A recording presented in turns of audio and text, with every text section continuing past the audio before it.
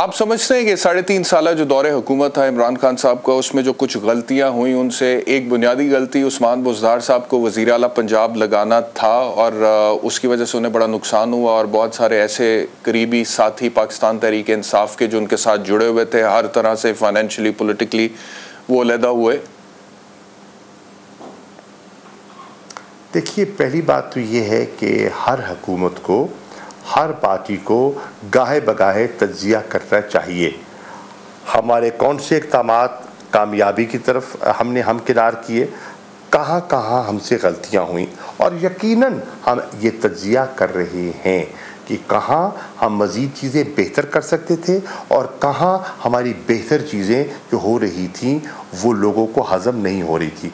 मत भूलिए कि तहरीक इंसाफ की हुकूमत ने, इमरान खान साहब की हुकूमत ने बहुत मुश्किल हालात में, जब दुनिया पर कोविड के बादल छाए हुए थे, पूरी दुनिया की इकॉनमी मुतासर हो चुकी थी, इकोनॉमिक कॉन्ट्रैक्शन का समा था, लाखों अमवात हो गई और ख्याल ये था कि पाकिस्तान के जो अस्पताल हैं वो फ्लड हो जाए। अगर आप मुझे मुख्तसरन जवाब दे दें, उस्मान बुज़दार गलती थी नहीं थे? हमारे पास अंडर द गिवन सर्कमस्टेंसेस हमारे पास लिमिटेड ऑप्शंस थी।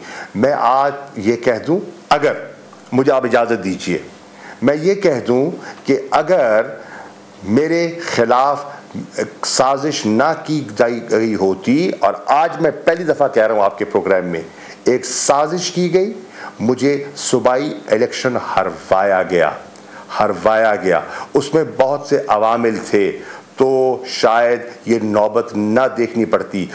ये फैसला कुछ लोगों ने कर लिया कि अगर ये मुंतखब हो जाता है सूबाई असम्बली का मेंबर तो पंजाब का चीफ मिनिस्टर बन सकता है, और ये इमरान खान का की सोच थी, तो ऐसा एक ऑप्शन मौजूद था पार्टी के पास। वो ना रहा, किस्मत की बात है, अल्लाह के हर काम में मसलियत होती है, लेकिन अंडर द सर्कमस्टेंसेस हमारे पास लिमिटेड ऑप्शंस थी और जो अवेलेबल ऑप्शन थी वो खान साहब ने एक्सरसाइज की।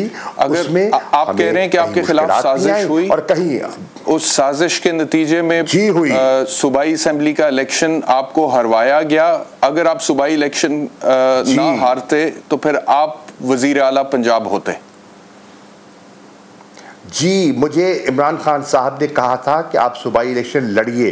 क्यों लड़वाया जा रहा था मुझे सूबाई इलेक्शन? मैं तो कौमी असेंबली का इलेक्शन लड़ रहा था। इसलिए लड़वाया जा रहा था कि उनकी जहन में तब पार्टी में दो ऐसे अफराद थे जो उनकी नज़र में पंजाब की इस ओहदे के लिए शायद बेहतर होते।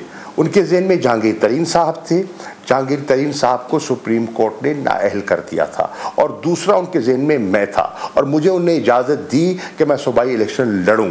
फिर एक साजिश हुई और उसके तहत मुझे सूबाई असेंबली, जिस हल्के से मैं 36,000 वोटों की लीड से कौमी असेंबली का मेंबर बनता हूं, उस हल्के के सूबाई नशिस्त से मुझे चंद वोटों से हरवा दिया जाता है। साजिश थी या मुदाखलत थी? साजिश थी। अच्छा ठीक है। अच्छा आखिरी सवाल, क्योंकि मैं शाह साहब मुझे सुन ले, अच्छा जवाब ले ले। दोनों मैं सोच लूं, साजिश हुई और साजिश के जरिए मुदाखलत हुई।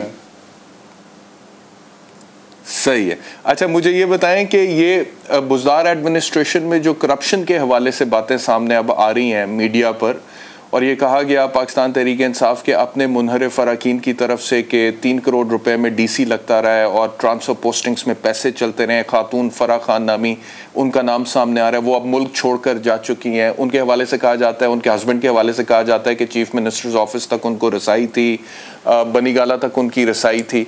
तो this is bringing a bad name to your party and your leader. तो इस हवाले से इन्वेस्टिगेशन तो होनी चाहिए। मुझे ये बताइए, इस वक्त जो काबीना ने हलफ उठाया है उसमें से तकरीबन निस्फ वज़ीर ऐसे हैं जिन पर करप्शन के केसेस हैं। जिस दिन वज़ीर आज़म ने हलफ उठाया है उसी दिन उन पर फ़र्द जुर्म आयद होनी थी।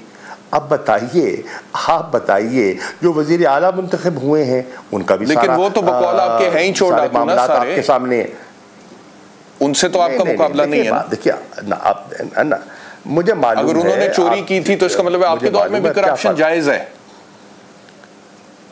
मैं नहीं कह रहा, मैंने ये बिल्कुल नहीं कहा। करप्शन हरगिज़ जायज़ नहीं है, चाहे कोई भी करे, हमारा करे पराया करे।